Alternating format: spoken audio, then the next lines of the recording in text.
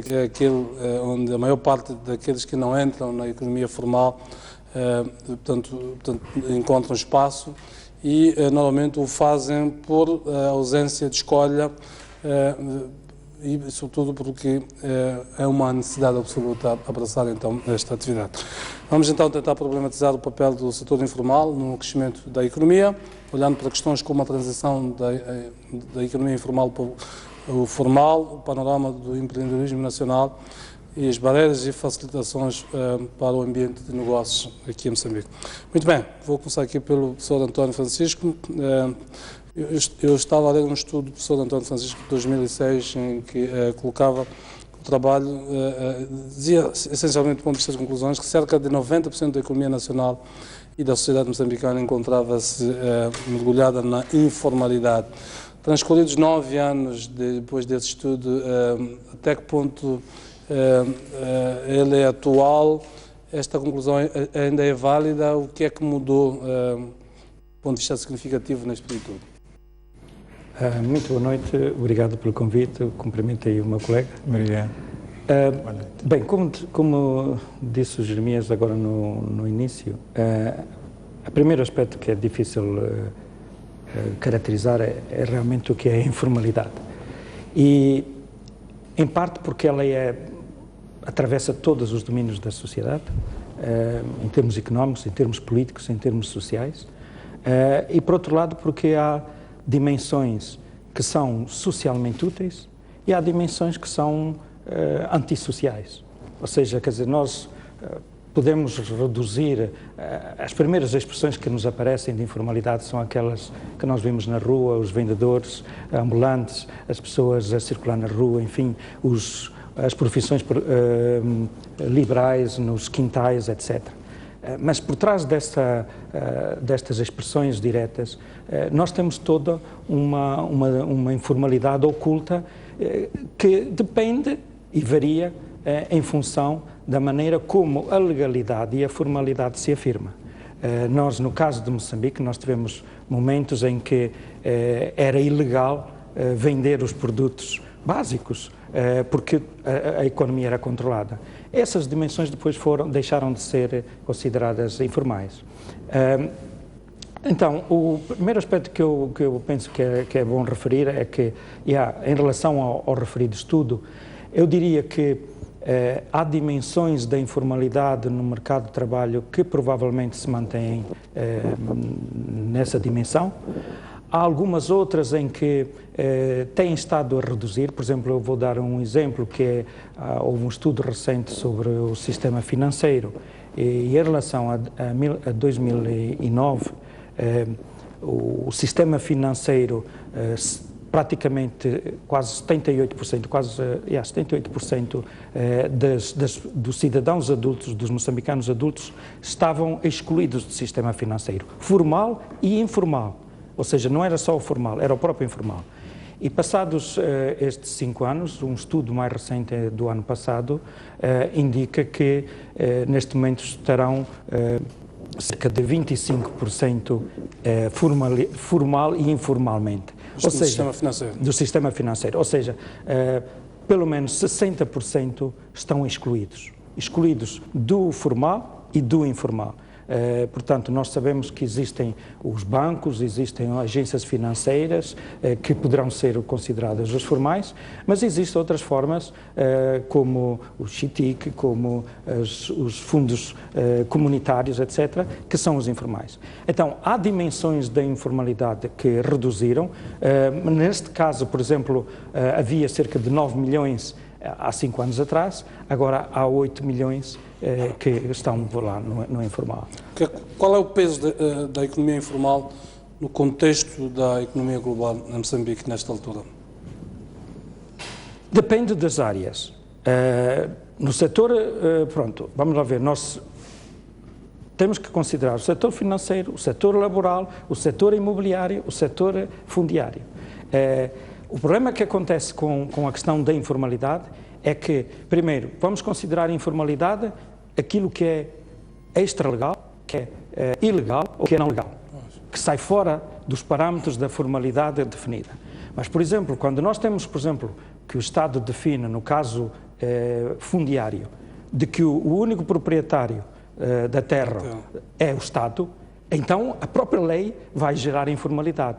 Porque nós sabemos que, apesar de, por exemplo, por Constituição, ser dito que a terra não se pode comprar, não pode vender, não pode ser hipotecada, a verdade é que o cidadão vende, compra, transaciona. Porque a terra tem demasiado valor para não lhe ser reconhecido aquele valor que a Constituição nega que existe. Então, parte da informalidade é gerada pela própria maneira como a legalidade é definida. Outros aspectos da informalidade resultam da incapacidade das instituições administrativas e estatais de, por exemplo, registar as pessoas. Um dos aspectos que eu penso mais cruciais na informalidade é, por exemplo, o registro dos nascimentos. Menos de 50% das pessoas são registadas. Então, se nós temos as pessoas que nascem, crescem, entram na vida laboral, dizem que estão informais. Pois, mas eles nasceram, cresceram e morrem informais. 50% das pessoas não são registadas. Então, esta base institucional de capacidade das instituições legais se afirmarem e proporcionar às pessoas o registro pessoal, a identificação, os BIs para poderem serem contados, porque um dos aspectos importantes e que é difícil, por exemplo, para o Instituto de Estatística medir, a não ser por censos, é que não existem registros sistemáticos. Então, isto é feito por estimativas, é feito por amostragem, por censos, e a não inclusão das pessoas nas estatísticas de forma regular faz com que elas, à partida, sejam excluídas, inclusivamente em termos numéricos.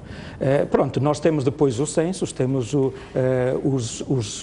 as pesquisas que permitem estimar, mas de uma maneira geral eu diria que, de uma maneira geral, a economia moçambicana, em termos das diferentes dimensões, fundiária, imobiliária, laboral, financeira, é maioritariamente informal, pelo facto do setor formal não conseguir proporcionar os serviços, a atividade, de forma competitiva ou de forma suficientemente flexível para poder absorver esta população.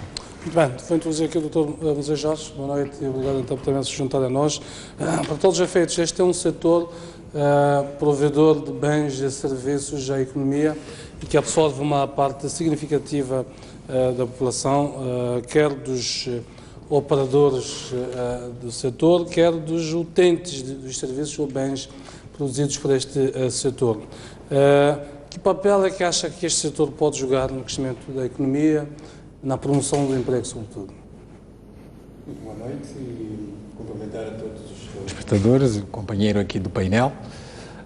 Certamente os três setores que eu tento identificar quando falamos de informalidade no nosso contexto específico, em Moçambique, o informal, que é aquele que anda na rua a vender 2 cigarros, 3 cigarros, 2 reboçados, o informal, que parecendo formal, porque é uma empresa naturalmente com algum registro, com alguma atividade, mas que no seu dia a dia pratica aquilo que poderia chamar de desenrascanço, alguma área de uma certa informalidade, no pressuposto de que provavelmente simplifica a sua atividade para atingir determinados resultados que, obedecendo às regras normais, não chegaria.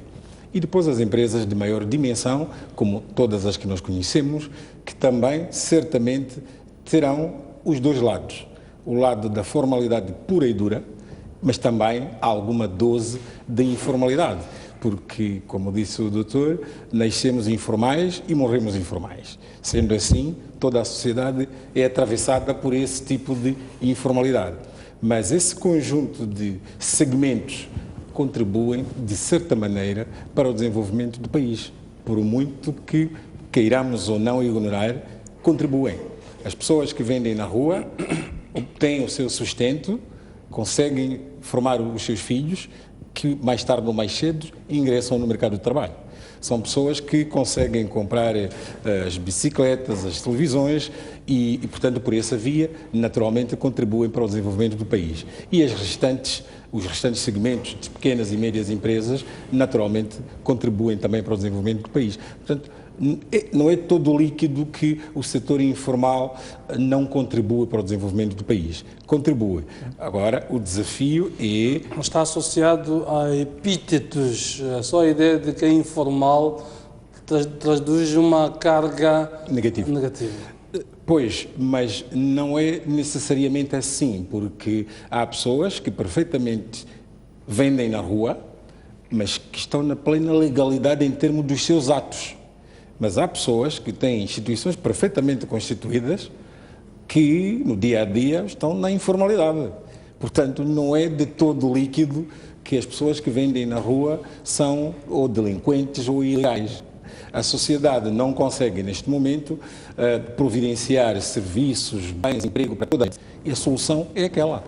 E muitas vezes a simplificação que as pessoas têm no seu trabalho informal, contrastando com uma certa burocracia, rigidez do sistema formal, faz com que as pessoas, de facto, optem por ganhar a sua vida na informalidade.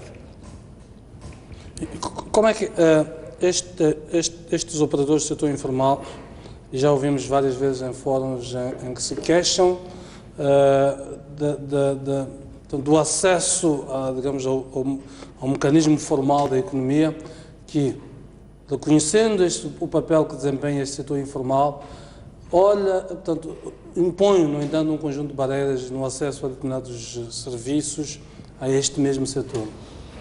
É verdade. Uma sociedade organizada, minimamente organizada, trabalha com regras.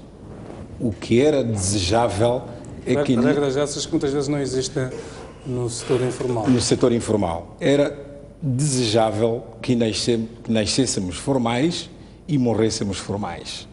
É, para os empresários, extremamente importante o tema da previsibilidade. As regras bem definidas. Onde é que eu começo, onde termino. O que é perfeitamente expectável quando inicio uma atividade. E isto passa, de facto, por uma certa formalidade.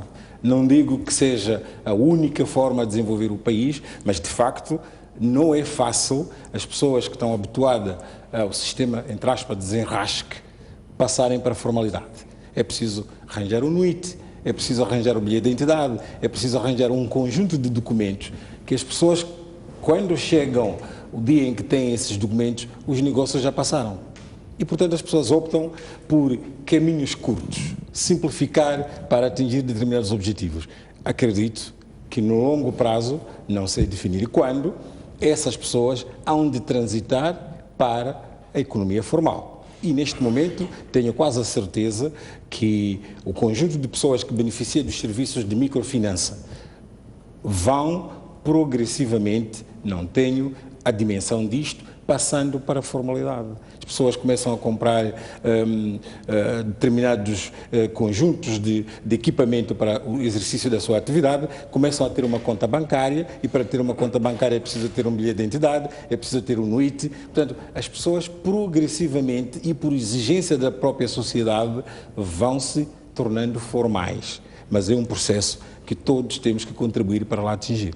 Dr. José Jorge, administrador de um banco, como o BIM, tão só o maior banco que existe aqui em Moçambique, como é que o sistema financeiro lida com o setor, com a economia informal, chamemos-lhe assim, há quem não gosta muito da terminologia setor informal, no sentido de que é mais do que um setor, porque é uma convergência de vários setores transversais, é uma economia informal. Como é que lida com esta economia, atendendo a que os bancos, normalmente, um dos parâmetros dos bancos é o risco. E um setor sem as regras, uma economia sem as regras da economia formal, é um setor, é uma economia propensa ao risco, portanto, um risco muito maior do que teria, digamos, a economia normal. Como é que lidam com isto? De facto, atendendo às necessidades deste segmento, atendendo ao facto de ser uma maioria na nossa economia. Não é por acaso que... Qual é o espaço que encontram nos bancos? Não é por acaso que normalmente diz-se que os bancos são entidades muito elitistas, porque, de facto, a relação entre o banco e o cliente, ou o utente, passa por contratualizar essa relação. Porque, de outra forma, o fator fundamental de um banco aquilo que verdadeiramente é o ativo essencial de um banco é a confiança. Eu não posso confiar numa pessoa que eu não conheça, não saiba onde vive, não sei onde que trabalha, não tenho nenhum mecanismo de chegar à sua residência, à sua entidade, quando preciso de... Portanto, esta é uma regra básica de todos os bancos formais. Daí que, de facto, o setor puramente formal, informal, das pessoas que andam na rua, sem residência fixa, sem a entidade patronal bem identificada, extremamente difícil relacionar-se com os bancos formais. Naturalmente, haverá sempre uma transição paulatina entre essas pessoas que navegam no mercado informal para o formal, através de melhoria das suas condições de vida que conseguem quando desenvolvem as determinadas atividades no setor informal. Quando se fala da bancarização ir para o interior, a abertura de uma conta hoje bancária, muita gente moçambicana hoje não tem BI, muita gente moçambicana não tem NUIT. E, portanto, os bancos são confrontados com este desafio. O que fazer? Deixar a maior parte das populações fora porque não tem NUIT, não tem BI, quando tem rendimentos que são úteis para a vida dos bancos, então encontram-se mecanismos vários, passe publicidade, a instituição de um agente bancário procura de facto captar essas realidades distantes, essas realidades que quase que se movem no setor informal, para captá-los, porque o agente bancário é um agente que está no local, conhece a redondeza. É como, de facto, gente de vizinhança que se baseia com confiança total. Portanto, eu penso que progressivamente essas pessoas vão passar para o setor bancário. Não é fácil o setor bancário formal lidar diretamente com entidades não formais, precisamente porque a contratualização da relação entre o banco e o seu cliente passa necessariamente por ter um bilhete de identidade, por ter NUIT, se for uma sociedade, por ter os seus estatutos. Sem essas regras, dificilmente se estabelece uma relação de confiança sólida, com base no qual podem-se realizar várias operações. Muito bem. Professor António Francisco, volto a si. Muitas vezes ouvimos falar-se da transição do setor informal para o formal, da ideia de que o desenvolvimento económico se atinge por esta transformação do setor informal para o formal. Atendendo às idiosincrasias próprias deste setor, estas idiosincrasias permitem que esta transição ela seja efetiva, ou seja, o problema da economia informal pode resolver-se pela mera conversão para o formal? Bem, eu penso que nos anos 70 havia maior otimismo quanto à capacidade de formalização da sociedade. Pensava-se que a força de trabalho ia ser genericamente formalizada, pensava-se que o sistema formal teria mais capacidade de absorver e de se generalizar. Ora, não foi isso que aconteceu e nem é isso que está a acontecer. E há duas razões. Uma, podemos dizer que é a incapacidade das próprias instituições públicas do Estado de proporcionar serviços. Mas outra, eu penso que é uma dimensão muito positiva da sociedade. Estão a surgir coisas novas, que surgem no informal. Ou seja, nós temos as tecnologias, vimos, por exemplo, a adesão dos moçambicanos e todo mundo ao telemóvel. Em 2009 havia 22% de pessoas com telemóvel. Neste momento há metade da população. Ninguém fez campanha, ninguém faz concursos, as pessoas aderiram porque responde às necessidades individuais. Por outro lado, estão a surgir muitas atividades. Eu penso que neste momento talvez o setor mais dinâmico em termos de potencial de empreendedores empresariais está num campo de setor informal que nós, em termos de diferenciação, não está muito claro ainda, mas nós vimos o caso, por exemplo, aqui em Maputo, a indústria alimentar, a maneira como surgem serviços no setor público, na rua, enfim, há toda uma série de profissões que estão a emergir, que estão a desenvolver-se e, nesse sentido, eu penso que o setor informal, independentemente do Estado legalmente ou formalmente aceitar, ele afirma-se. E este é aquilo que eu diria que é o formal socialmente aceite, socialmente útil. saudável. E por mais que o Estado diga tu não podes, a sociedade impõe-se, e nós vimos, por exemplo, em 2012, quando o presidente do município quis correr com as barracas e não sei o quê, foi impossível. Ou seja, nós vemos, por exemplo, a nível da habitação, a cintura de Maputo é uma situação caótica, não há serviços, mas as pessoas vão ocupando, vão vivendo, e a certa altura a sociedade impõe a sua informalidade. Isto é um processo bastante forte. Como assegurar então que estas pessoas que estão no setor informal transitem para a tal economia formal? De que os Estados são muito ociosos. Há duas formas. Primeiro, eu penso que quando nós saímos do conceito geral de informalidade é preciso distinguir vários tipos de informalidade. E há aquela informalidade que é, por exemplo, as pessoas que fogem ao fisco, as pessoas que fogem à formalidade ou que fogem ao registro. Há aquelas pessoas que evitam, mas há uma imensidão, ou talvez a maioria das pessoas, para a qual a formalidade que existe é irrelevante. Estas pessoas que é aquelas pessoas que realmente dizem que é por via informal que elas procuram resolver os problemas de pobreza. Este aspecto, eu penso que depende da melhoria da produtividade das suas atividades. E aqui não é um problema de regulação ou não regulação, vai muito mais fundo. Portanto, quando nós dizemos que o crescimento económico, em princípio, deveria resolver este problema de informalidade, nós vemos que não o resolve. E aí existem aspectos estruturais, como, por exemplo, o colega estava a falar de que o banco tem certas limitações. O setor informal no setor, ou seja, o papel do Estado aqui precisa de se definir mais claramente sobre o tipo de instituições que não são, de infraestruturas que não são físicas, são funcionais, são institucionais, que têm que proporcionar para que as pessoas produzam, para que as pessoas trabalhem. E aí, por exemplo, eu diria que, por exemplo, toda aquela campanha que o Governo fez dos 7 milhões, em vez de ter ido competir com o setor financeiro, microfinanceiro, por exemplo, devia ter criado condições para registrar as pessoas, registrar os bens, registrar. Ou seja, esse trabalho de proporcionar as infraestruturas institucionais para que as pessoas ajam, para que as pessoas trabalhem, ninguém vai fazer por elas. Portanto, a menos que o Estado entregue ao setor privado para fazer. Portanto, há infraestruturas institucionais de registro dos bens e das pessoas, de definição dos direitos de propriedade, de proteção dos direitos de proteção. Porque, basicamente, uma economia de mercado depende de quê? Depende da clareza dos direitos de propriedade e da clareza e do sistema judicial que permite que os contratos se realizem. Ora, se o banco quer realizar contratos, mas depois não pode ter acesso às pessoas, as pessoas não têm conflitos, não têm sistema administrativo funcional. Nós vimos que, por exemplo, há esse estudo sobre o ambiente de negócios, procura-se melhorar o sistema de abertura, de fecho de empresas, etc.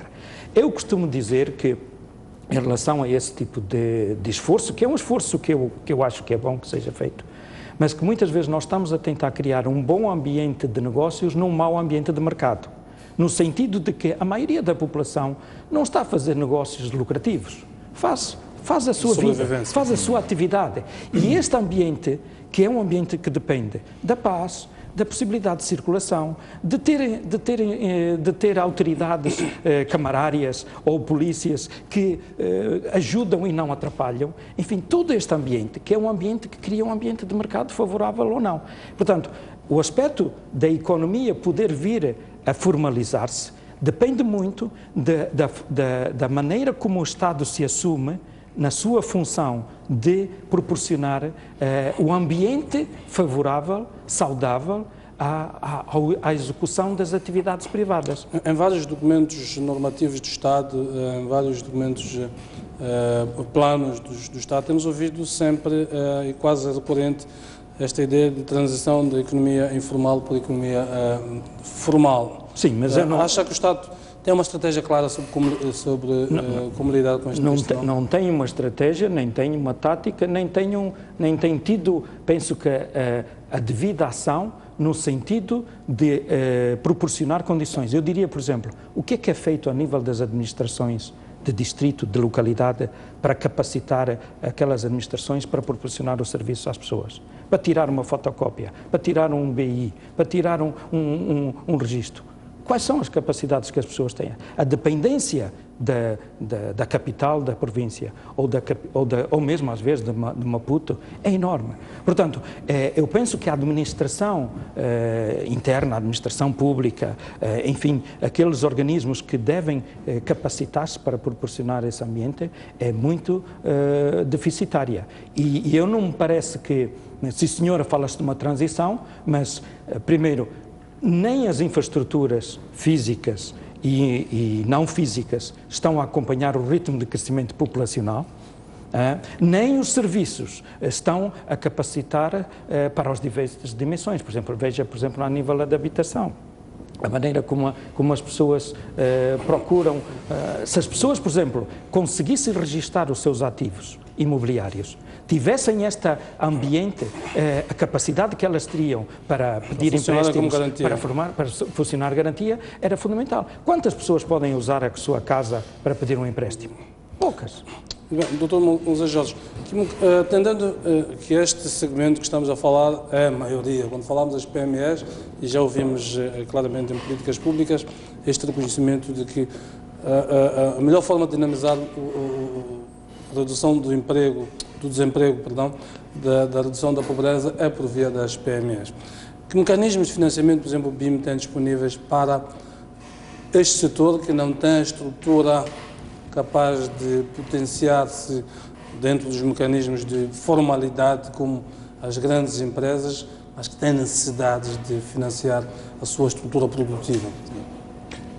Bem, volto a separar os dois segmentos. Se estamos a falar dos segmentos de pura informalidade, pois o banco tem pouco mecanismo para esse tipo de segmento, porque há as sociedades de microfinanças, porque essas pessoas provavelmente pedem 5 mil meticais, 10 mil meticais, 12 mil meticais, o que as estruturas dos bancos formais não comportam. Portanto, mesmo que tivesse cerca de 300 clientes vezes 5 mil meticais, só a estrutura de custo que estaria por trás disso não comportaria, não justificaria, infelizmente para já, esse tipo de abordagem. Mas, se passarmos para as pequenas e médias empresas, isso sim, normalmente são entidades formais, com alguma identificação, com jovens empreendedores, aí sim, o banco como o Millennium BIM tem um apoio decisivo, porque sabemos, como já ouvimos falar, cerca de 98% do tecido empresarial moçambicano é constituído por pequenas e médias empresas, está aí a chave do desenvolvimento. Então aí a oportunidade do Millennium BIM desenvolver a sua política, naturalmente, de financiar essas pequenas e médias empresas. Naturalmente, lá está o desafio. As pequenas e médias empresas, algumas, apesar de serem formais, apesar de atuarem no mercado formal, há muita informalidade. Prestação de informação financeira, prestar informação documental, os seus acionistas o que é que fazem? Uma certa promiscuidade, entre aspas, entre a vida privada da pessoa e a sua atividade comercial, às vezes constitui uma barreira para uma melhor interação. Ainda assim... Como é que lidam com estas empresas, sabendo que algumas delas têm um enorme potencial, têm os chamados vícios de vontade, mas têm um enorme potencial de progressão? Há uma pedagogia que se faz à volta disso. Se uma empresa estiver organizada, arrumada, do ponto de vista do seu processo produtivo, da sua forma de prestar informação, a sua facilidade de contactar com o banco, naturalmente uma empresa como esta tem um prémio, quer em termos do spread das taxas de juros que se aplicam, quer da facilidade das linhas que se atribuem. E, portanto, essa pedagogia que progressivamente vai andando, vai permitir que as empresas cada vez mais passem para completa formalidade. Eu lembro-me que em 95, quando abrimos o Millennium BIM, na altura não se chamava Millennium BIM, era apenas Banco Internacional de Moçambique, vimos-nos aflitos para fazer a avaliação das empresas. Não havia elementos contabilísticos das empresas. Não havia uma informação financeira para, de facto, os bancos decidirem e tomarem risco. Hoje, a situação é completamente diferente, porque as próprias pequenas e médias empresas, às vezes algumas sentem-se orgulho de apresentar o seu desenvolvimento, a sua organização estrutural, a sua informação financeira, sentem orgulho disto e têm prémio por isso. E, portanto, é com muito gosto que, de facto, afirmamos que não há nenhuma empresa, pequenas e média empresa, que perde um negócio por falta de dinheiro. Basta que tenha um processo devidamente instruído, devidamente organizado, minimamente controlado, naturalmente tem o apoio do banco. Não tem como. A nossa vida é correr risco todos os dias. Nós não estamos seguros que uma empresa devidamente organizada amanhã não possa entrar em colapso por qualquer razão. Hoje naturalmente a depreciação da moeda ou uma tempestade qualquer, mas isso faz parte da nossa vida. Quem anda à chuva molha-se. Portanto, não há nenhuma razão para que o Moçambique não se desenvolva, para que as pequenas e médias empresas não se desenvolvam por falta de dinheiro. Arrumem os negócios, arrumem o processo produtivo, deem informação financeira, contactem os bancos com regularidade. É possível perfeitamente firmar contratos duradouros que permitem o desenvolvimento das pequenas e médias empresas. Professor António Francisco, nos estudos que tem feito, que realidade tem encontrado relativamente ao financiamento da atividade produtiva dessas empresas? A dificuldade do financiamento não é só para os bancos, mas é inclusivamente para as próprias empresas ampliar a sua sociedade. Uma empresa que não tenha o seu processo contabilístico transparente não pode entrar, não pode incorporar novos sócios, portanto não pode obter empréstimos por vias diferentes do banco. E eu vejo, por exemplo, estes estudos recentes sobre o sistema financeiro mostram que a opção do banco em muitos casos não é a mais direta, até porque para pequenas e médias empresas fica complicado. Penso que os bancos, em termos de uma questão de racionalidade, de uma maneira geral, têm dificuldades de servir a pequenas empresas, mas o que me parece que dificulta a sua capacitação de obtenção de crédito e de expansão é exatamente a sua própria estrutura de negócios, de funcionamento e de atividade. Obviamente que eu penso que Moçambique está neste momento numa situação em que o tecido de pequenas ou médias empresas, que é aquele que, por exemplo, diretamente é assediado pela fiscalidade, corre-se o risco, e penso que observado esta situação, de que num ambiente tão informal e num ambiente em que, por exemplo, até grandes empresas têm isenção fiscal, as outras empresas depois tendem a procurar refugiar-se na informalidade. A isenção à sua maneira. À sua maneira. Portanto, a evasão fiscal ou a forma de fugir, porque depois a carga fica muito grande sobre este pequeno núcleo de empresas. Não só de fiscal, é o Ministério do Trabalho. Portanto, ou seja, a formalidade corre-se o risco num ambiente destes de sufocar e de criar uma dificuldade grande naqueles que optam pela legalidade. A legalidade fica muito cara num ambiente destes, porque aí as pessoas têm não só o fisco, têm o Ministério do Trabalho, têm a saúde, enfim, têm um conjunto de serviços públicos que sobrecarregam demasiado estas instituições. Uma das preocupações que nós notamos, sobretudo, destas pequenas e médias empresas é o custo do dinheiro. Já que estou aqui com o administrador do Banco de Moçambique, do Banco Internacional de Moçambique, o BIM, eu queria colocar isto. Por que é que o dinheiro é caro? Ainda hoje ouvia o Presidente da Comissão Executiva do BIM anunciar que o BIM vai ajustar por cima as taxas de juros dos empréstimos, a subida das taxas diretórias anunciadas ontem pelo Banco de Moçambique. E muita gente se interroga quando as taxas diretórias descem, há um silêncio sepulcral dos bancos. Bastou uma mexidinha do Banco Central e lá estão a nos anunciarem que sobem as taxas. Como é que explica isto? De facto, parece ser um mistério, mas o negócio bancário é complexo, mas não tem assim muito mistério. Os bancos, a atividade básica é comprar e vender dinheiro. Basicamente é isso. Agora, acrescentam-se um conjunto de serviços. Mas a atividade básica do banco é comprar e vender dinheiro. Acreditem que não há nenhum banco que seja masoquista que não queira fazer negócio com os clientes, vendendo o dinheiro, o preço mais competitivo possível. Não há masoquismo. Certamente o Banco Central tem um instrumento orientador da política macroeconómica e também monetária. Dizia-me um professor meu que é muito mais fácil levar um burro até ao riacho, mas obrigá-lo a beber água é outra coisa. Portanto, as taxas de juro podem ser orientadas para baixo, mas a estrutura dos bancos, a estrutura de custo dos bancos está lá. Portanto, não é possível facilmente reduzir os custos em qualquer empresa. É assim. Mas ajustar para cima, sim. É muito mais fácil fazê-lo. Agora, vocês... Qual é a influência das taxas diretórias nessa estrutura de custos, partindo do princípio que a estrutura de custos está associada à estrutura... os custos estão diretamente associados à atividade produtiva. Basta fazer um pequeno raciocínio. Se fosse fácil, fosse praticável, ou fosse, de facto,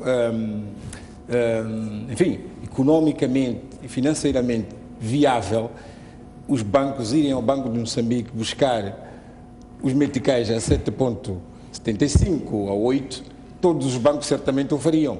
Não há razão nenhuma para que isso não aconteça. Mas aquilo que todos nós assistimos é os bancos anunciarem: traga o seu dinheiro, pago-te 12, 13, 14. Há qualquer coisa que provavelmente não está certo. Portanto, a fonte... O Banco Central é uma fonte pouco significativa naquilo que é a estrutura de financiamento dos bancos comerciais. Não diria que é pouco significativa do ponto de vista daquilo que teoricamente é. Mas a prática, de facto, não é essa a origem, a fonte de funding dos bancos. É por isso, se meu amigo amanhã quiser, pega o telefone, liga para o banco, diz: tenho aqui 300 milhões de meticais, porque são esses montantes que estamos a falar para os bancos, 18 bancos que estamos a falar. Nós estamos a falar de microfinanças. Portanto, esses bancos funcionam com valores verdadeiramente significativos. Se você ligar para qualquer um dos bancos, preciso de fazer a aplicação de 300 milhões de meticais nos próximos 30, 60 dias. Vai receber certamente uma taxa. Aí, provavelmente, a dúvida que nós temos todos os dias pode-se dissipar. Portanto, o funding para os bancos, o custo do dinheiro, ainda é muito elevado. Se um dia, provavelmente, a bancarização atingir todas as regiões onde há certamente muito dinheiro na informalidade, nas localidades, nas populações, pode ser que, de facto, o custo de funding, o custo dos depósitos, seja um bocadinho atenuado. Portanto, não há masoquismo. Ninguém tem interesse nenhum em cobrar taxas elevadas só porque apetece. Senão não há negócio. Pois, mas do jeito que eu perguntava, se estas taxas diretórias, quando baixam, pouco impactam na estrutura de custos dos custos dos produtos dos bancos, em que medida eles impactam quando as taxas diretórias sobem? De facto, há alguma resistência para baixar as taxas quando há essa indicação do Banco de Moçambique. Muitas vezes os bancos têm os seus recursos aplicados a uma determinada taxa. Imagina que os meus recursos, por absurdo que pareça, estão todos aplicados a 180 dias a 10%. Imagina essa hipótese. Se amanhã o Banco de Moçambique decidir baixar a taxa de juro, eu não consigo baixar as taxas de juro porque eu assumi um compromisso nos próximos 6, 7 meses. Não tem como.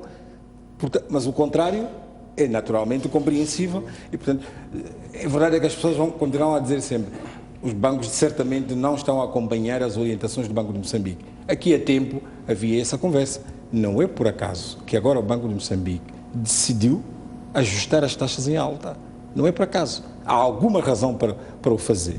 E acredito que para lá dos objetivos que o Banco de Moçambique visa atingir e que provavelmente serão nobres, todas as medidas que se tomam relativamente a uma determinada causa, os seus efeitos podem não se verificar na dimensão e no timing que se quer. Portanto, depende provavelmente do estado imunitário de cada organismo. Provavelmente, os efeitos que se esperam das medidas tomadas agora é que resultem. É a nossa expectativa e a esperança de todos nós e certamente do Banco de Moçambique. Mas claramente, neste caso, penso que o Banco de Moçambique também já está a cumprir o compromisso com o Fundo Monetário, talvez reduzir é a consequência daqueles 286 milhões certamente, sem dúvida. Quer dizer, eu penso que Moçambique está a entrar e vai ter que entrar num ajuste e numa contenção. Esta pode ser uma das formas, que é reduzir o consumo, reduzir o crédito do próprios bancos, porque até aqui ele foi exagerado, ou foi feito de forma descontrolada. Se foi para fins bons ou não, vai ter resultados, não parece. Pelo menos é esta a preocupação do Fundo Monetário ao pressionar e colocar ou as condições para poder fazer um empréstimo e tentar equilibrar a situação. Nós vimos, por exemplo, o caso da taxa de câmbio que há 3 meses eu conversava com alguém e dizia que até o fim do ano havia de chegar a 50 meticais o dólar e não foi preciso chegar a dezembro e já lá está. E isto penso que reflete também um outro aspecto que não depende só da dimensão nacional, quer dizer, não vou externalizar as causas, é que a economia de Moçambique depende muito do investimento, das poupanças externas. Portanto, uma economia que se estrutura, que cresce à custa da poupança externa, cria uma demasiada valorização da taxa de câmbio, que está deslocada do nosso ambiente local. E eu acho que este é um outro tema que muitas vezes nós nunca nos interrogamos. Todos os que leem manuais de economia de todo o mundo, se uma taxa de inflação está a 8, não se compreende que se remunerem os depósitos a 10 ou 12. Alguma coisa não está bem. Como vem sucedendo exatamente. Os indicadores macroeconómicos, as variáveis com que trabalhamos, podem ter aí, não diria alguma imperfeição, mas tem muita imperfeição. Pode ser. Os mercados não estão andamos ligados. agora com taxas de inflação 2, 3% nos últimos tempos, mas nem por isso... Portanto, ou a taxa de inflação está num sítio inapropriado, ou então os agentes económicos entraram numa irracionalidade. Portanto, uma dessas coisas existirá. Os indicadores não são reais. Não diria isso.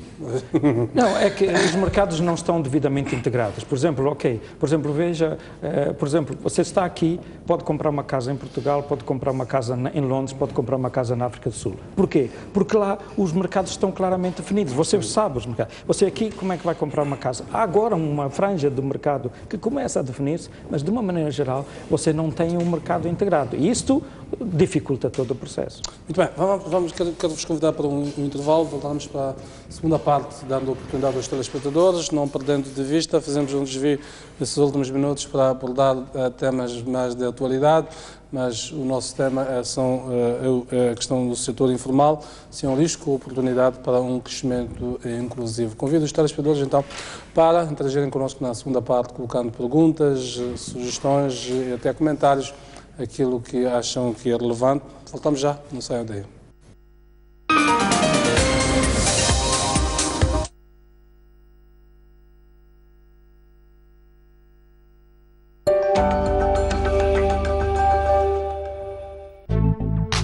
Seja muito bem-vindo ao Vida Plena. Olá, paz. Ninguém jamais odiou o seu próprio corpo. Há quem diga que quem casa, quer casa. Há muita gente que, infelizmente, pertence ao partido de adiamento. Tenha certeza que precisamos da presença da paz. Será que o mesmo acontece quando falamos de reconciliação? Há muita gente que até diz que Moçambique está em paz. Há muita gente que diz vamos buscar a paz. Tudo o que nos rodeia mexe conosco. É fundamental preservarmos isto. Ficamos movidos pelo espírito de trazer as imagens. Torna-nos mais próximos da realidade que veiculamos. O que temos que carregar em nós é o trabalho em equipa. Em Moçambique temos uma diversidade a todos os níveis. Iniciativas inovadoras, costumes e até lições de vida. E é isto que queremos partilhar. E fazemos com muito orgulho. Mostramos o que você quer ver na TV. Contamos as histórias como você percebe. Estamos num grande plano. Tem lugar nos dias 2, 3 e 4 de dezembro no campus universitário da Universidade Eduardo Mondlane, cidade de Maputo, a Expo Mosefo, Feira do Fórum Económico e Social de Moçambique.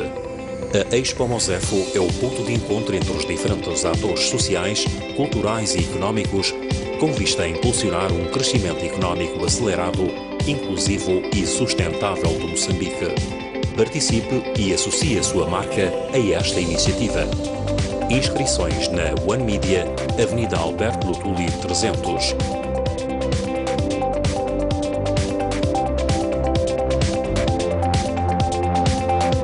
Mosefo, um desafio ao futuro. Um país sem história é um país sem futuro. Um país sem cultura é um país sem identidade. Um mundo sem referências é um mundo sem norte. Um país sem ídolos é um país sem referências.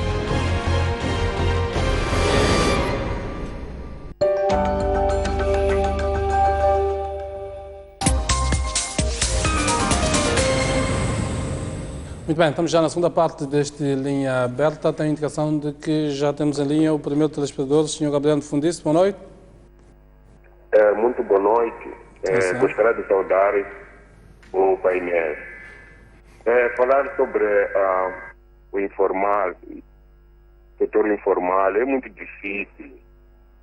Nós fomos, o nosso Estado disse para nós fazer licença simplificado. Temos licença simplificada em algumas pessoas, mas para subir, ter o não simplificar, ser já um empresário, torna-se difícil, porque não consegue levantar o pé, manter aí no setor no licença simplificado. E eu, por exemplo, eu pago em 3 meses aquele que eu consigo para conseguir nos meus serviços arrenais. Então, vou pagar os 3% lá no tributário. Mas não tenho fundo. Se eu conseguir ir pagar, tributar o valor que eu consigo durante os 3 meses. Mas não tenho fundo para crescer. Demonstra que se houvesse apoio nas pessoas que têm licença simplificada para levantar o pé para frente, porque torna-se difícil. Você tem licença simplificada, é legal, mas nos bancos não pode dar dinheiro porque você não tem empresa, tem licença simplificada. Isso torna-se difícil. Não sei se há maneira de ser ajudado aqueles que têm licença simplificada para levantar a perna para frente. E também ir ao administrador do BIM. Tem uma preparação que eu tenho deste banco. No Instituto de Segurança Social, eu pago a minha reforma voluntário, mas num dia que eu queria pagar no BIM, foi cobrar 200 meticais cada senha. Eu não cobrar nada, mas o BIM cobraram em volta de 400 meticais para pagar os 2 meses. Muito obrigado. Muito obrigado, Sr. Gabriel Fundice. A indicação do Sr. Gimo, na outra linha. Boa noite. Olá, boa noite. Como está, Gimo? Sanzé, faz favor. Obrigado. Também não agradeço, Jeremias. Desculpa, é assim, intervindo, eu começaria a dizer o seguinte, né? Que o programa está bom. Tenho a seguinte inquietação, né? Jeremias, Sim. o problema, quantos diretores estão aí, todos os economistas estão aí, incluindo o diretor do banco, eu diria o seguinte, o problema maior que está acontecendo no nosso país tem a ver com as fábricas. Nós, Jeremias, se não vejamos, todas as fábricas que nós temos em Moçambique não funcionam. Por exemplo, Texilon não existe, Texmanta não existe, várias, até para comprarmos a garrafa que nós usamos para cervejas, etc. Tudo tem que ser importado. Enquanto, Jeremias, não haver fábricas de Moçambique, essa coisa das pessoas estarem, os ambulantes vão continuar, o setor informal vai continuar, porque essas pessoas todas estavam nas fábricas a trabalharem, todas elas, não é? A maioria dessas fábricas, observavam, aliás, mantinham essas pessoas a trabalhar, os pais, etc. Hoje em dia, todas essas fábricas, todas, não existem, até Mabor não existe, tudo tem que se importar. Agora, Jeremias, pensa um pouco, as pessoas estavam de Mabor, estavam na Texmanta, estavam, sei lá, na Texilon, estavam na Testafta, estavam... Onde estão essas pessoas? Querem viver? O que fazem? Os bancos só pensam no dinheiro, não pensam em fazer, ajudar o governo, ajudar o povo no país, a revitalizar essas fábricas, a voltar a essas fábricas a funcionar. Enquanto as fábricas não funcionarem, irmão, vamos ter problemas sérios, seríssimos. Muito bem, muito obrigado, senhor. A liberalização... Alô? Sim, pode concluir o seu raciocínio, por favor. Estava a dizer, a outra coisa tem a ver com a liberalização do próprio banco em termos de dar aos outros bancos, esses pequenos microfinanças. O banco liberaliza, diz que, olha, ele quando dá dinheiro às microfinanças, ele não controla. Cada microfinança faz o que quer, o câmbio que quer. Afinal, o Banco de Moçambique, Banco Nacional, fez o para quê? Não é para regular. Você vai para a África do Sul, você vai ver todos aqueles bancos que estão regularizados. Aliás. Muito obrigado, Sr. Jim. Penso que a sua ideia ficou o essencial. Entendeu mais ou menos, né? Bom, já perdemos agora o Sr. Jim. Sim, penso que a ideia já ficou. Eu acho que ficou essencial. Não sei se temos mais alguém em linha.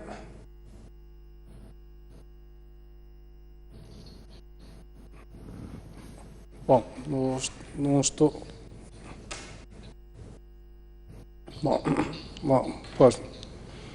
Bom, tem indicação de que...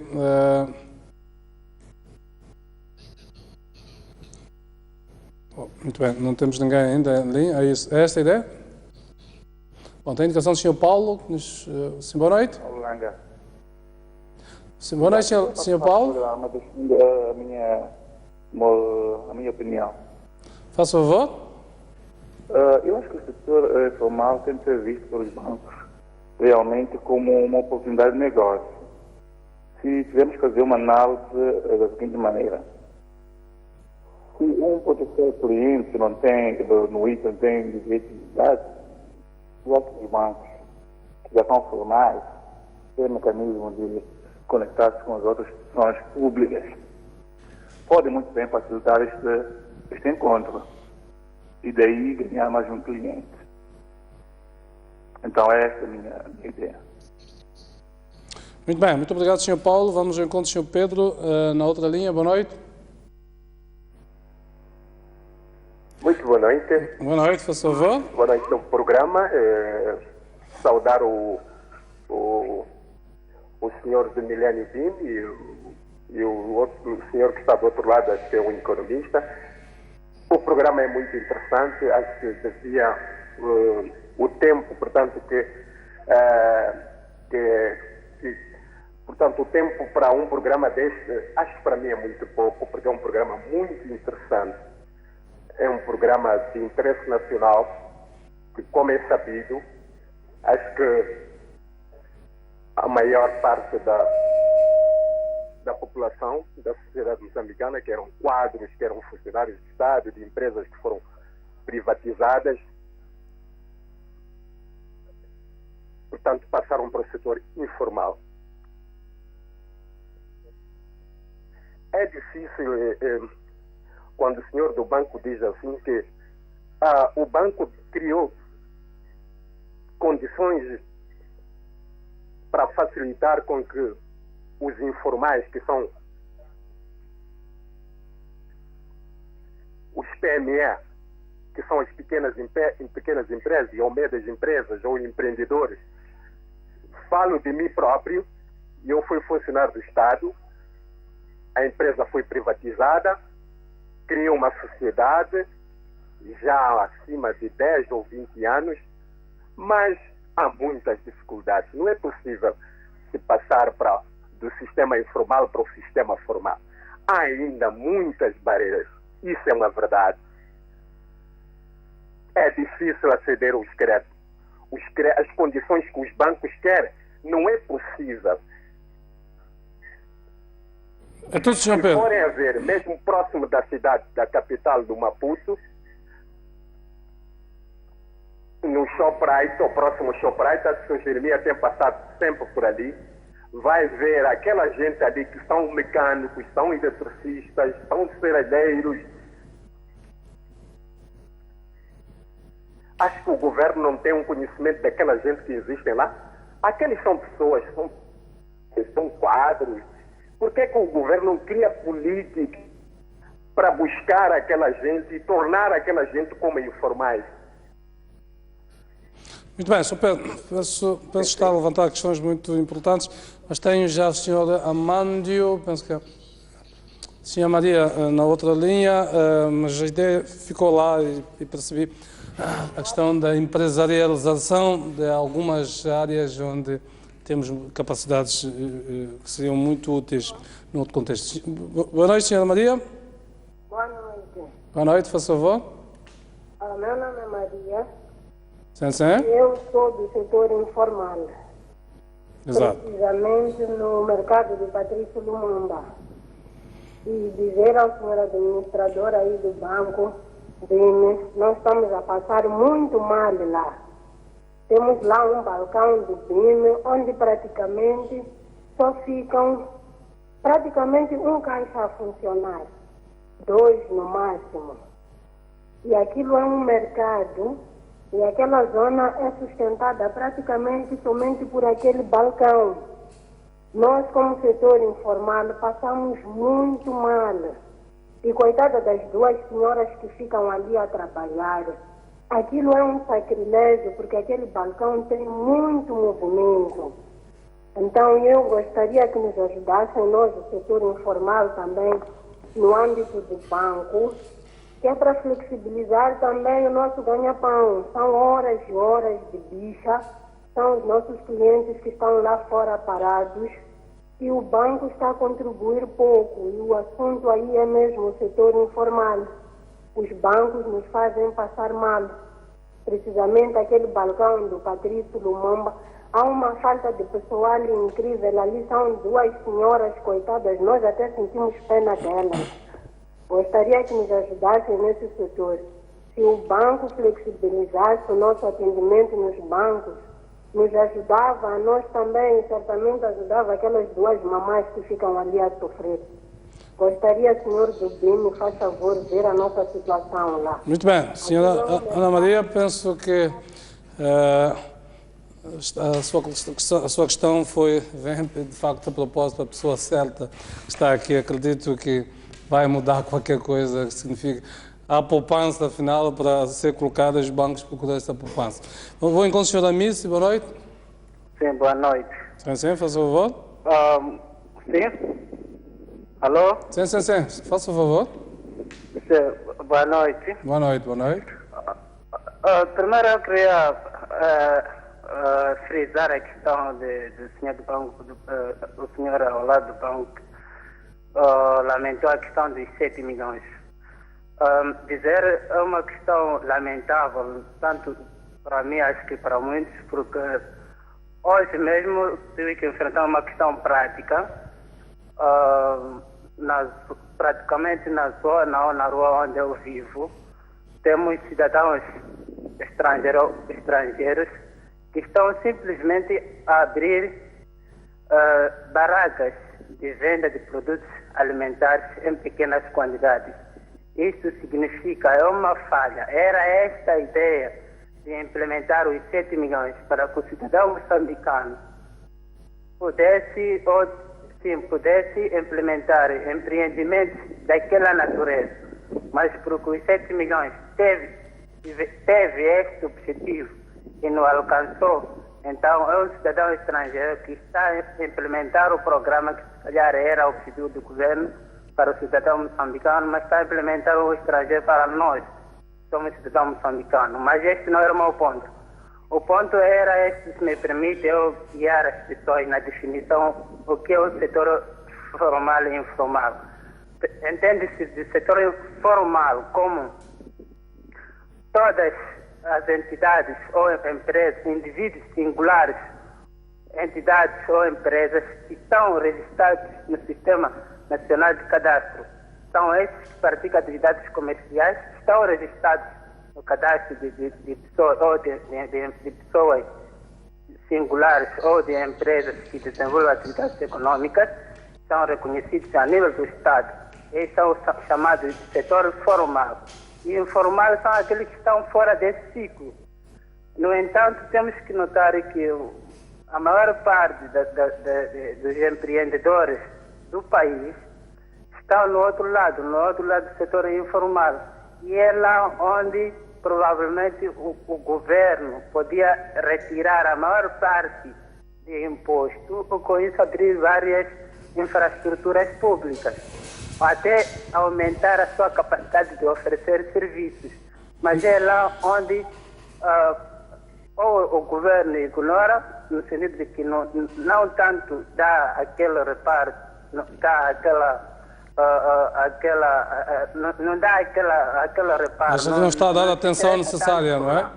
Porque está tanto preocupado com o setor formal, aquelas entidades, aquelas empresas, aquelas pessoas de forma singular que estão registradas no Sistema Nacional de Cadastro. Muito bem, Sr. Ministro, muito obrigado pela sua participação. Peço desculpas, mas tenho o Sr. Manuel, já está há algum tempo em linha. Boa noite, Sr. Manuel. Boa noite, Sr. Jeremias. Sim, por favor. Bem, eu ainda sou estudante, sou trabalhador e estudante ao mesmo tempo. E eu só simplesmente tinha algumas ideias que poderiam ser de ajuda para o governo. E na minha ótica de ver, se o governo, por exemplo, pegasse os alunos estudantes do Instituto Comercial e os pusesse a trabalhar juntamente com o setor formal, acho que ajudaria de alguma forma para legalizar legalizar as suas instituições, pois eles estão lá a trabalhar e lidam com isso diariamente. Seria uma forma de pôr a conhecer como é que uma instituição funciona. Essa é a minha ideia. Ou, se não, poderia pegar alguns estudantes do nível superior para ajudar esse setor informal a organizar as suas próprias empresas e legalizá-las. E eu acho que seria de ajuda. Muito bem, muito obrigado, Sr. Manuel. Temos um anónimo que nos fala a partir de Maputo, vai ser o nosso penúltimo telespectador desta noite. Boa noite. Boa noite. Sim, faça favor. E gostaria de participar, portanto, numa condição de anonimato. Exato. Assim, o problema, portanto, que se verifica, portanto, aqui no meu país, penso que é o problema de não termos, portanto, estruturas suficientemente, portanto, empresas, como, por exemplo, as empresas das estatísticas, portanto, mesmo o mau funcionamento, como, por exemplo, dos registros, para aquisição, portanto, do DI, aquisição, portanto, do ISO. Há um problema sério. Temos problemas como, por exemplo, da fuga de fisco, como, por exemplo. E as entidades, como, por exemplo, como as alfândegas, como, por exemplo, são uma das entidades que, por acaso, estão a enfrentar, portanto, o problema, portanto, do mercado informal. Nós sabemos de antemão que, portanto, a falta de emprego, portanto, no país, mas que as nossas estruturas, as presentes estruturas que nós temos, elas não são sérias. Não são sérias, portanto, é difícil, portanto, a pessoa vai pedir, portanto, um contrato, como, por exemplo, numa das estruturas, para abrir um contrato, se tínhamos uma empresa tão grande como a EDM, você vai lá, deve participar, portanto, para abrir, portanto, um contrato, para poder ajudar, portanto, a EDM. É difícil você, portanto, ter aceitação, portanto, para ter um contrato. Muitas das empresas, portanto, é muito difícil. As dificuldades, nós aqui criamos as dificuldades, e essas dificuldades, portanto, que nós estamos a criar, é que faz, portanto, originar, portanto, o setor informal. Eu não sei, por acaso, se o Departamento da Estatística, portanto, sabe quantos milhões é que estão, portanto, ali nas alfândegas. Muito bem, Sr. Manuel, muito obrigado pela sua participação. Peço perdão por cortá-lo. Eu sei que as pessoas querem dizer tudo que lhes vai na alma, mas a televisão tem o tempo muitas vezes. Vamos ao último telespectador desta noite, Sr. Belito, que nos fala a partir de Nampula. Boa noite. Bom, já perdemos o Sr. Belito, ia ser o nosso último telespectador. Se nos está a acompanhar, ainda lhe posso dar a oportunidade de insistir. Bom, já não temos o Sr. Belito, temos um outro em linha. Sim, boa noite. Boa noite. Sim, boa noite. Aqui fala o Sr. Selemani de Nacala Porto. Sr. Selemani, também nos fala a partir de Nampula, dos efeitos do outro extremo em Nacala. Boa noite. Eu queria, assim, que... Boa noite, senhor. Sim, boa noite, estamos ouvindo. Sim, eu queria, assim, que sobre o setor informal, o governo podia prestar mais atenção, porque é do setor informal que surgem muitas oportunidades. E com o setor informal, a população podia se desenvolver mais. Só que o que estou a ver é que o governo não está a prestar mais atenção, porque eu sou um dos exemplos, eu já fui para o banco, tenho uma pequena empresa que funciona economicamente. Então, eu fui para o banco, tive um valor a prazo, que eu fui prometido até que com valor a prazo, você tinha até a oportunidade de pedir um empréstimo, um financiamento, para também continuar com os seus negócios.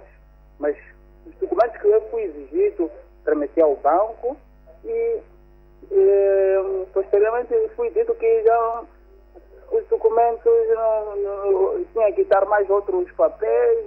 Houve muita confusão por lá e não consegui mais aquele financiamento. Eu queria perguntar aí ao senhor do Milênio B, o que é que consiste sobre isso?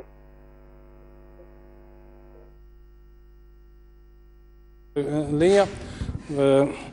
Muito bem. Vou começar mesmo pelo Dr. José Jorge. Algumas questões foram colocadas aqui que achar pertinente responder. Bem, eu penso que tenho dois TPCs. O primeiro tem a ver com os custos do pagamento do INSS, tanto quanto era do meu conhecimento, esse custo deixou de existir e, portanto, vamos clarificar isso e pedi ao senhor para que se dirigisse amanhã ao balcão do MIMI e procurasse naturalmente informar-se sobre este custo. O outro tema, e agradeço muito a senhora Maria do Patrício Lumumba, o balcão que não consegue satisfazer as necessidades dos clientes daquele bairro, daquela zona. Naturalmente que uma das formas de congestionar e de atender com proximidade aos nossos clientes foi o lançamento hoje do conceito de agente bancário, mas independentemente disso, naturalmente ficou o TPC para ver como é que este balcão está a funcionar e se eventualmente está a funcionar abaixo das suas capacidades instaladas e a melhoria que se pode instalar nesse balcão para responder pontualmente às necessidades dos clientes. Afinal, existimos exatamente para satisfazer os nossos clientes e não faz sentido que quem frequenta os nossos balcões sinta um sacrifício desnecessário, porque afinal de contas é do nosso próprio interesse ter os clientes satisfeitos e servidos com dignidade. Relativamente ao último ponto, que tem a ver com um conjunto de papéis que normalmente são exigidos para formalizar um crédito, ainda que possa ter uma garantia adequada, é a tal formalidade que nós acabamos de discutir. Se por qualquer razão for solicitado um documento que esteja completamente fora do quadro da relação que está a tentar estabelecer, o banco felizmente tem todos os canais para aceder a outros níveis do banco, através de e-mail, através de telefone, pode perfeitamente esclarecer junto da hierarquia do balcão, junto da hierarquia do banco. Portanto, não há aqui qualquer interesse nenhum de bloquear os clientes que querem aceder aos nossos serviços. Portanto, use todos os meios à disposição que normalmente existem nos balcões para se comunicar com níveis mais superiores do banco para clarificar qualquer coisa que lhe pareça fora do normal. Uma última questão, como é que o BIM olha para o setor informal, já partindo da premissa que colocamos ali, como um risco ou uma oportunidade? As duas situações. Há um setor informal que, dada de facto a ausência daquele conjunto de documentos que formalizam a relação contratual com o banco, ainda representa algum risco, mas como banco que somos, compete-nos a nós lidar com esse tipo de situações para transformar risco em oportunidade. E, portanto, o setor informal é uma excelente oportunidade porque, de facto, no setor informal circula muito dinheiro e esse dinheiro faz falta aos bancos. Portanto, conseguir capturar positivamente este dinheiro para o setor formal é bom para os próprios detentores de dinheiro, porque afinal o rentabilizam e evitam o risco de serem assaltados. É bom para o banco porque acaba por aceder recursos que de outra forma não teria. É bom para o Estado porque, afinal de contas, estas pessoas, ao formalizarem-se de uma ou de outra forma, hão de contribuir de alguma forma pagando imposto. E é bom para a sociedade como um todo porque, afinal de contas, desenvolve-se. O conceito de agente bancário que lançaram hoje visa exatamente captar estes recursos, estas poupanças que estão neste segmento populacional? É verdade. Não só visa captar naturalmente os recursos que existem nessas comunidades, como visa essencialmente facilitar a vida às pessoas. Normalmente as pessoas, para levantarem o seu salário, para fazer uma simples operação, para fazer uma transferência, há compatriotas nossos que percorrem mais de 50 km, mais de 100 km para fazer uma simples operação. Acabam por gastar o mínimo de dinheiro que têm para ir executar uma determinada operação num banco tradicional, num balcão tradicional. Portanto, o agente bancário é uma extensão do serviço do banco, mas feito e servido com a máxima proximidade das zonas mais distantes das zonas urbanas. E esse agente bancário seguramente vai exercer e executar todas as operações que ocorrem num balcão tradicional. Portanto, não só conseguimos trazer para o mercado formal muito dinheiro que anda por aí disperso, como facilitamos as operações bancárias normais através das transferências, levantamento, pagamento num local. E, portanto, a missão essencial é satisfazer as necessidades dos nossos clientes que estão fora do circuito urbano, fora do circuito tradicional da banca tradicional. Muito bem. Professor António Francisco, as considerações que julga relevantes relativamente a este debate sobre o setor informal, a sua transição, se é um risco ou uma oportunidade? Há um aspecto que nós não referimos, mas penso que só para não ficar esquecido, eu acho que merecia ter sido considerado, diz respeito à ausência. Nós falamos de informalidade a todos os níveis, mas, por exemplo, nós não falamos de seguros. E houve um senhor que falou do INSS, mas quando vamos para a dimensão dos seguros, e nós, por exemplo, vamos ter agora as novas cheias, vêm novamente, a cultura do seguro é praticamente ausente. Então aí a informalidade é impressionante. Portanto, a capacidade das pessoas se prevenirem para riscos, para situações imprevistas, para intempéries, etc., é muito reduzida. O que me parece é que nesta década, podemos dizer que neste século, desde 2000 mais ou menos, os moçambicanos começaram, a economia moçambicana começou a apresentar um fenómeno que eu penso que é preciso reconhecer. Começaram a surgir poupanças. Começamos a ter poupanças a nível nacional. A maioria da população não poupa, não tem capacidade de poupar. Mas estão a aparecer empresas, e eu penso que é no setor informal que vão surgir grandes oportunidades de a capacidade da economia moçambicana gerar alguma poupança para poder expandir a sua capacidade, tem que se desenvolver. De outra forma, ficamos extremamente debilitados porque ficamos dependentes da poupança externa. E aí a economia fica numa situação difícil.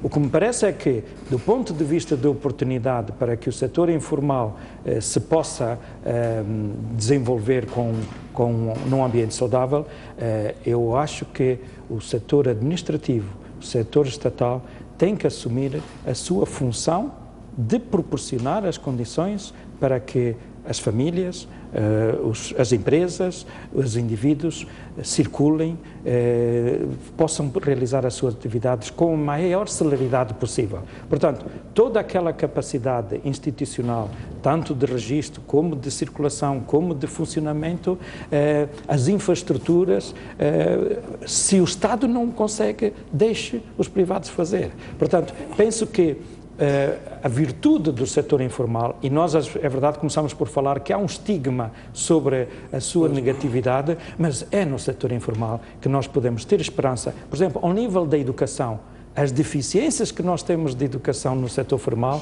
as pessoas compensam no setor formal. É ali que aprendem inglês, é ali que aprendem computador, é ali que aprendem as habilidades que precisam.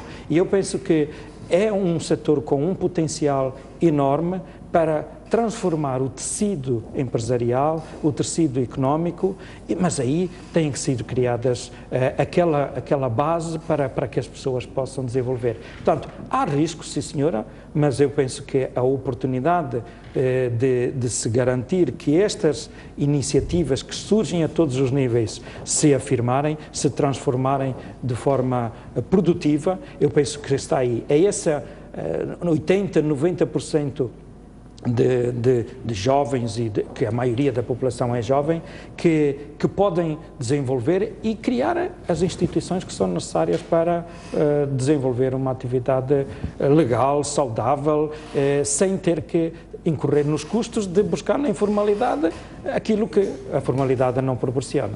Muito bem, quero agradecer a vossa presença aqui, o Dr. José Jorge, o professor António Francisco, desta oportunidade de discutirmos um tema que é do dia a dia da maior parte dos moçambicanos, que não encontrando o emprego formal tem, digamos, nesta economia informal a oportunidade de sobreviver e fazer as suas perspectivas de vida. Assim que nos acompanhou e que nos é fiel às terças-feiras, também agradecemos e marcamos desde já um novo encontro para a próxima semana, próxima terça-feira, em termos de linha aberta, com outra proposta de debate. Boa noite, até lá.